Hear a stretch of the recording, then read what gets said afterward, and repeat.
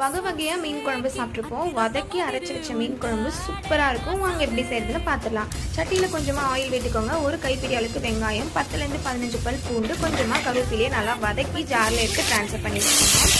தாளிப்புக்கு கொஞ்சமாக வெந்தயம், 10லேருந்து 15 பல் சின்ன வெங்காயம், ஒரு கைப்பிடி அளவுக்கு பெரிய வெங்காயம், 5 பூண்டு பல் இடித்து சேர்த்துக்கிட்டு கொஞ்சமாக கருவேப்பிலை நல்லா வதங்கட்டும். வதங்கினதுக்கப்புறம் 5 தக்காளியை சேர்த்துக்கோங்க, பொடி பொடியாக கட் பண்ணி. இப்போ புளி தண்ணியில் 1 டீஸ்பூன் மஞ்சள்தூள், 2 டீஸ்பூன் குழம்பு மிளகாய் தூள், 1 டீஸ்பூன் ரெட் சில்லி பவுடர், நம்ம அரைச்சி வச்சிருந்தலையா பேஸ்ட் அதையும் சேர்த்து நல்லா மிக்ஸ் பண்ணி வச்சுக்கோங்க. இப்போ வெங்காயம் தக்காளி நல்லா வதங்கிடுச்சு. இதில் நம்ம மிக்ஸ் பண்ணி வச்சுருந்தா இந்த புளி தண்ணி எடுத்து சேர்த்துக்கலாம். புளி தண்ணி நல்லா கொதிச்சதுக்கப்புறம் பார்த்தீங்கன்னா மாங்காய் சேர்த்துக்க போகிறோம். மாங்காய் சேர்த்து ஒரு கொதி வந்ததுக்கப்புறம் நம்ம மீன் எல்லாத்தையுமே ஆட் பண்ணலாம். மீன் எல்லாம் ஆட் பண்ணதுக்கப்புறம் லோ ஃப்ளேம்லேயே வச்சுக்கோங்க. இப்போ சுட சுட மீன் குழம்பு வந்து ரெடி ஆகிடுச்சு. ஃபைனலாக கொத்தமல்லி தூவி சர்வ் பண்ணிங்கன்னா ரொம்பவே டேஸ்ட்டாக இருக்கும். கண்டிப்பாக இந்த ஸ்டைலில் மீன் குழம்பு செஞ்சு பார்த்துட்டு பிடிச்சிருந்தா லைக் பண்ணுங்கள், என்ஜாய் பண்ணுங்கள். பாய்.